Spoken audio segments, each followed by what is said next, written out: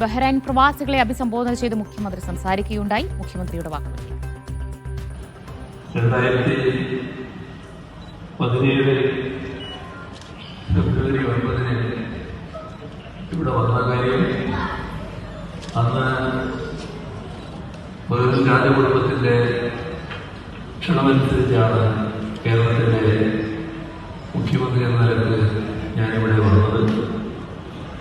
അന്നത്തെ പരിപാടിയിൽ നമ്മോടൊപ്പം സജീവമായി ഉണ്ടായിരുന്ന ശ്രീ രവിപിള്ളക്ക് ഇന്ന് പ്രത്യേകമായ വ്യക്തിപരമായ അസൗകര്യങ്ങൾ കാരണം ഇവിടെ പങ്കെടുക്കാൻ കഴിഞ്ഞില്ല.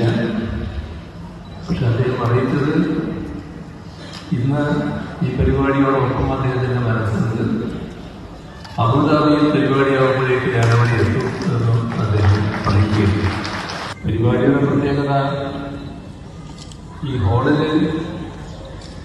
ഇരിക്കുന്ന ആളുകളുണ്ട്. അപ്പൊ നേരത്തെ ശ്രീ യൂസഫ് എന്നോട് പറഞ്ഞു ഈ ഹാളിൽ ഇരിക്കുന്നതിന്റെ 2 ആളുകൾ പുറത്താണ്. ഞാൻ പറഞ്ഞു ആ കണക്ക് തെറ്റാണെന്നാണ് എനിക്ക് തോന്നുന്നത്.